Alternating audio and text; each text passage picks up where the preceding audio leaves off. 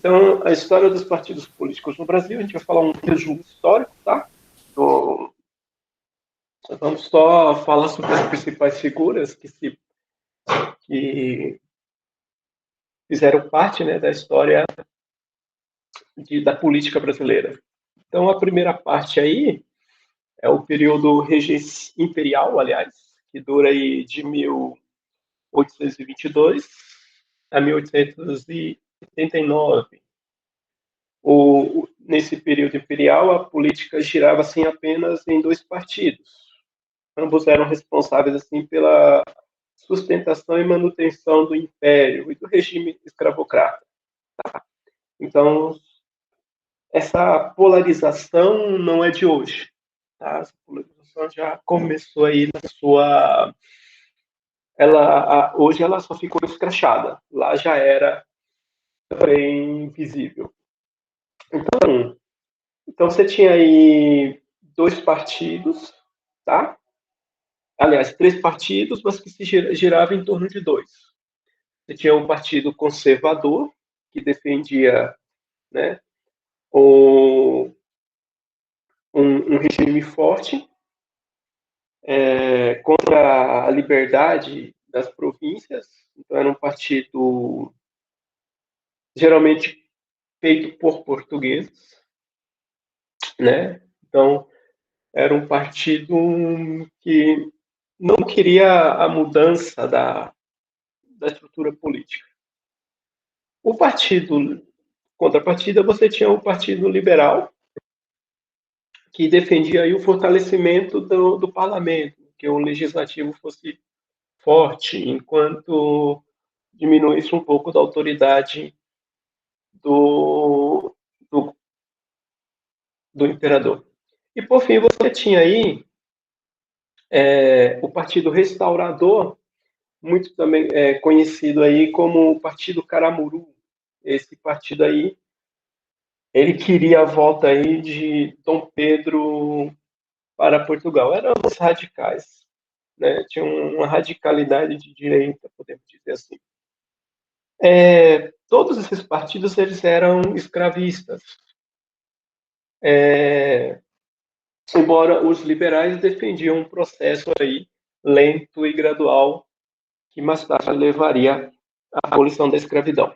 Beleza? Então, lembrando que esses partidos eles só começam a vigorar no Brasil a partir de 1836, tá? Então, nós temos a primeira Constituição em 1824, mas partido político mesmo, organizado, começa aí a partir de 1836, ou seja, 12 anos depois, tá bom? E aí, nessa segunda parte do Império, né, você tem uma lei, né, a Lei 1881, chamada Lei Saraiva, que o voto ele era basicamente cessário, ele era rarefeito, então não tinha essa preocupação de mudanças de fato dentro da estrutura política brasileira. Era sempre mais do mesmo, né? É meio muito estranho isso, que você não tinha partidos preocupados com o povo, né? Lembrando que boa parte da população era formada por escravos e pobres, tá? Também não tinha, faltava nos partidos brasileiros caráter ideológico. Então, por que caráter ideológico? Porque tanto liberais quanto conservadores, eles eram ricos, brancos, proprietários de terras e escravos. Então, por mais que liberal que fosse, ele era dono de escravo. Então, era um discurso que não tinha fecundidade. Então, não tinha ideologias claras. Então, no Brasil, nesse primeiro cenário aí, até 1988, 1889, não tinha claro isso.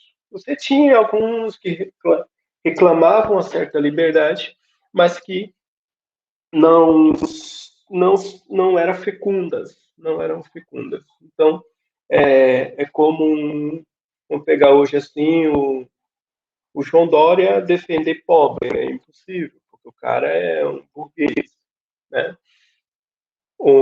Então você tinha aí, se você não tem uma ideologia, não tem por que você lutar. Então era teatro, tá? Era teatro. Aí, a partir do segundo momento, que é o período republicano, que vai de 1889 a 1930, a proclamação da República, né, ela favoreceu aí o surgimento de partidos republicanos e regionalizados. Então, as políticas começaram a ficar regionalizadas. Aqui começa a se fortalecer o que ficou conhecido, né, de forma simples, chamado de política do café com leite, né, que predominava aí São Paulo e Minas Gerais. Então, com a República aí, Rio de Janeiro ele perde um certo destaque no cenário político nacional, que só vai ser recuperado mesmo agora com o clã Bolsonaro, né? Então, o Rio de Janeiro aí ficava meio coisa de lado. Então, como aqui podemos dizer que o Brasil ficou dividido de fato, né? A questão política, porque ficou os coronéis. Então, os coronéis não tinham um projeto macro, né? Então, os projetos a partir da República já não tinha antes, né? Lá com Dom Pedro. Agora piorou, porque fragmentou. Então, os projetos políticos que tinham no Brasil eram sempre regionais, tá?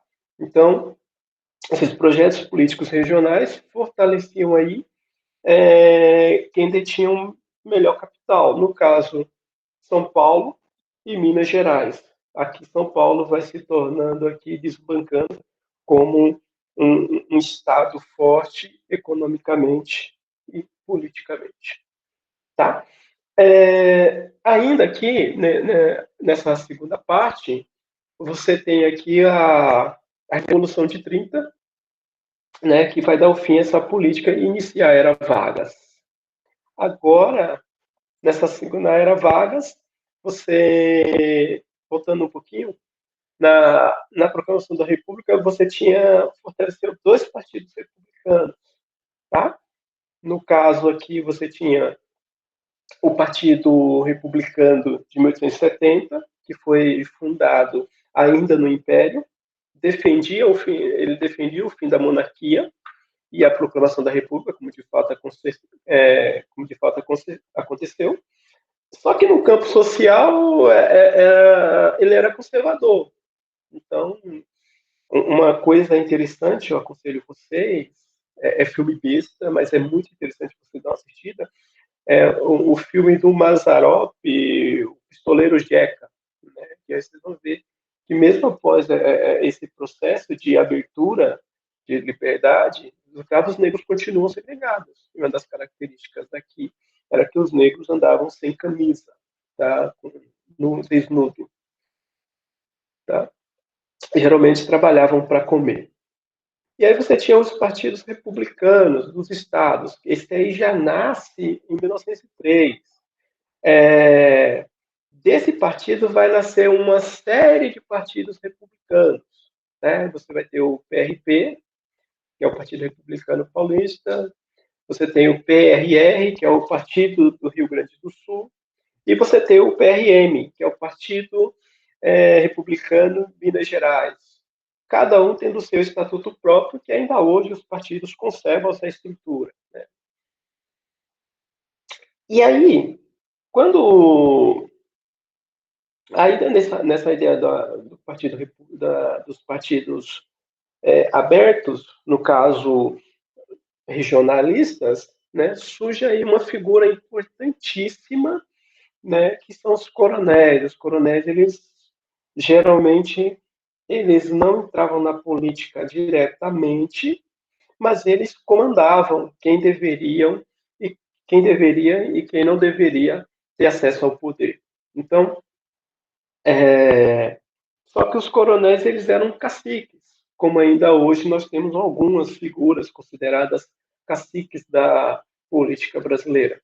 Então, o cacique ele ditava as regras de sua tribo, né? Lembrando que cacique não existia no vocabulário indígena. Cacique é um termo usado pelos europeus. Né? O cacique é aquele que vai dizendo, ditando as regras. E acontecia de duas formas. Uma pela questão financeira, outra pela questão dos jagunços, tá? Os que faziam o serviço sujo. A maioria das eleições aqui, elas resultavam de manipulações ou arranjos prévios feitos entre os chefes políticos de cada estado, né? O Sarney, que é um político nato brasileiro, já deve estar lá com seus 110 anos, primeiro presidente eleito indiretamente ou diretamente, né, de forma indireta, porque ele é vice do Tancredo e ele acaba assumindo, porque o Tancredo morre. Ele vai dizer que não se governa a região sem conhecer os vizinhos, né? Então, essa ideia de ter boas relações. Então, os coronéis tinham isso. O coronel só atacava coronel em situação última, né?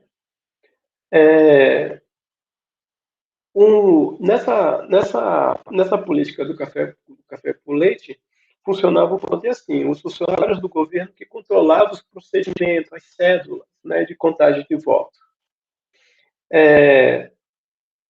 Sendo isso, cada estado brasileiro era uma máquina política eleitoral. Então, tinha lá o seu coronel, seu cabo eleitoral e pelo seu curral eleitoral, que ainda hoje nós vemos muito isso, né? No norte, em São Paulo, por exemplo, a gente fala de coronelismo, a gente esquece de falar que São Paulo nós temos o mesmo partido aí há mais de 20 anos no poder, né? Então tem um curral eleitoral. Se você pegar no Rio de Janeiro, esses currais eleitorais estão voltando essas práticas por meio das milícias, né? E você tinha no Nordeste aí os coronéis, talvez o mais famoso dos coronéis aí, ainda vivo, que fica relutando, é um cara chamado Ciro Gomes, autoritário. Tem visão, um cara inteligentíssimo, mas é autoritário, não aceita não, né? Ele é o famoso macho alfa, assim, que se não fazer o que ele quer, ele grita, ele braveja. O Bolsonaro é a mesma coisa, só que sem a mesma inteligência. Cada estado brasileiro, como eu falei, era uma máquina pública. Então, você controlar seu estado, você controlava, né, controlar a política, você controla o estado. Então, como cada coronel tinha o seu cabo eleitoral e seu curral eleitoral, era muito fácil prever os resultados das eleições. Então, as eleições eram fraudadas. Não tinha como não ser.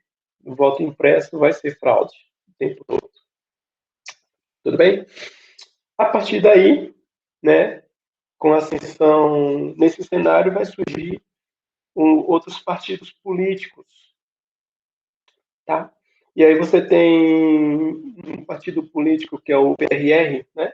Que é o Partido Republicano Rio-Grandense. Ele é fundado em 1882. Ele é fundado sobre os ideais positivistas, que vai ser a base ali da proclamação da República.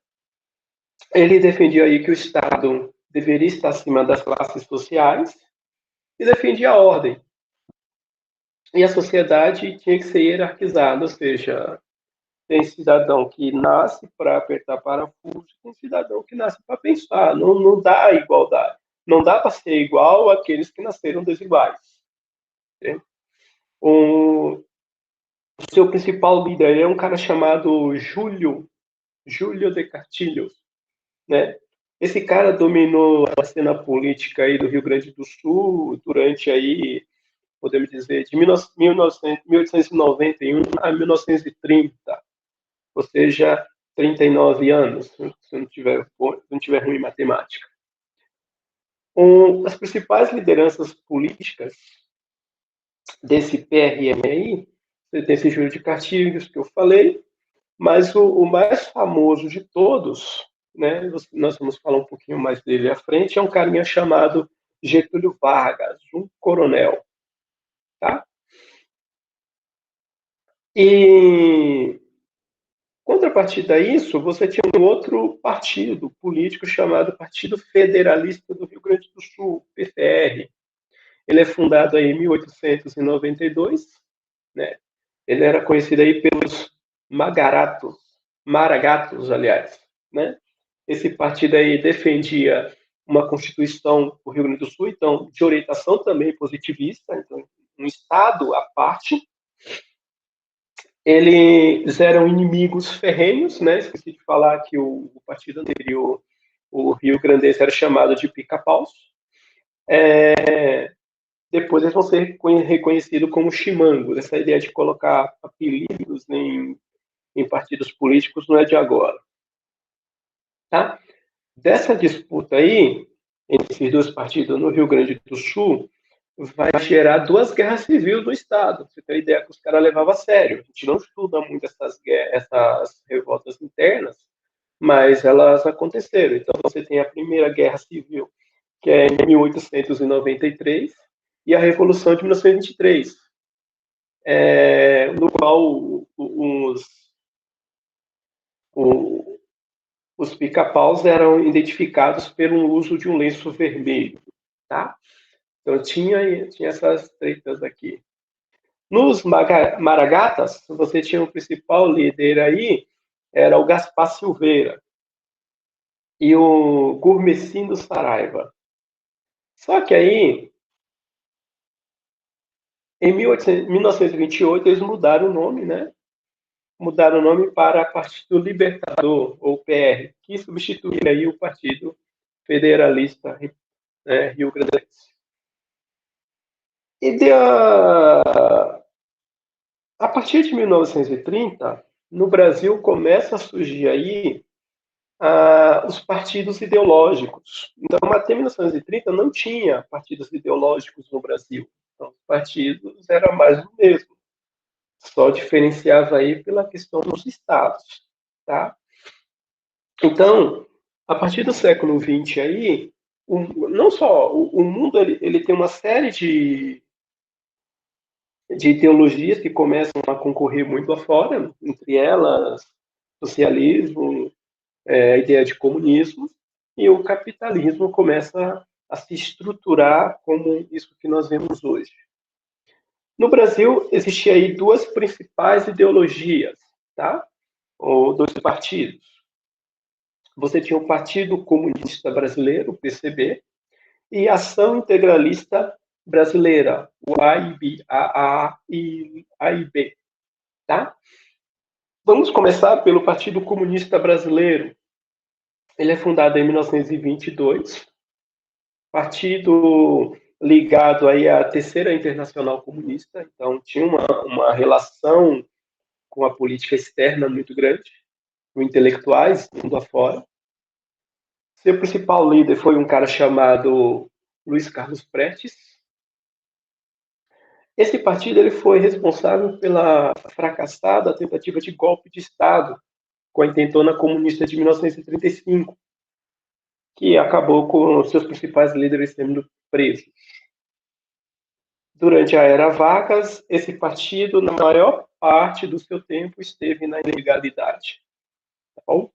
Então, tinha a ideia de que o comunismo ia invadir o Brasil e ia deixar as pessoas mais pobres do que elas já eram. Isso em 1930. Após o golpe de 64, os integrantes do Partido Comunista do Brasil ou caíram na clandestinidade ou tiveram que fugir do Brasil, e uma pequena porcentagem, que ainda hoje existe essa porcentagem, aderiram a grupos guerrilheiros, né, que defende aí a que você pegue em armas e faça revolução, porque pelo diálogo não existe diálogo em revolução. A revolução se faz com sangue. E aí você tinha em 1980, o partido retornou à legalidade, um tempo recente, porém dividido em dois: Partido Comunista do Brasil e Partido Comunista Brasileiro, né, que é o PCB e o PCdoB. O PCdoB, o político talvez mais famoso que tem, é um cara chamado Orlando Silva, que foi ministro dos esportes no governo Dilma e Lula, né? Tudo bem? E aí, em contrapartida o Partido Comunista, você tinha a Ação Integralista Brasileira, tá? Era um movimento fascista ligado ao Mussolini. Ele era liderado por um cara, Plínio Salgado. Algum tempo depois, é, seus integrantes migraram para um partido chamado PRP, que vamos falar um pouquinho mais à frente. E é interessante esse partido, porque o Getúlio Vargas utiliza desse partido para chegar ao poder. Então, Getúlio Vargas ele começa na direita, isso é importante, né? Ele começa na direita e termina na esquerda, né? Esse partido tinha muito forte aqui em São Paulo, tá? É... Só que ele foi extinto em 1937, que o Vargas já estava mudando aí um pouquinho de lado, né? Começou a pensar um pouco nos pobres. E atualmente, né, a FIB, Frente Integralista Brasileira, representa os integralistas brasileiros, né? Eles começaram a sair da toca aí, sobretudo nas últimas eleições, né, a tocar em praça pública, e, e a defender seus ideais loucos. Em pronunciamento em 2004, integralista de 2004, eles afirmavam que o objetivo deles era combater o materialismo oriundo tanto do capitalismo como do comunismo, além de uma necessidade de uma reforma espiritual do homem brasileiro. Que é essa coisa que Jesus vai salvar, né? Aqui não era evangélicos, aqui se tinha muito católico. Hoje você tem essa ideia fascista, mas quem está por baixo aí, escondido, fortalecendo esses ideais aí, são os evangélicos, sobretudo os neopentecostais, né? Mas não vamos entrar nisso agora. É, na era Vargas, que começa a partir aí de 45, que nasce vai ter 45, é, Vargas ele chega ao poder em 1930, em 1937 ele dá um golpe, e ele só sai do poder em 1945, tá?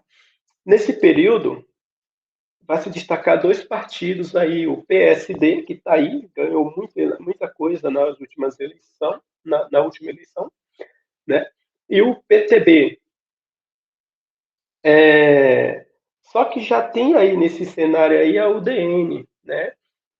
Que é um importante partido político de direita no Brasil. Então, essa ideia de direita no Brasil, ela não é nova. Ela, o Brasil sempre foi, no geral, sempre foi governado por governos ou centro-direita ou direita mesmo, assim. Poucos momentos na história tivemos governos que fosse de fato de esquerda. O mais próximo de esquerda que nós tivemos, enquanto governo, foi o governo de Lula e Dilma. Mesmo assim, tinha, vamos dizer assim, centro-esquerda, não esquerda.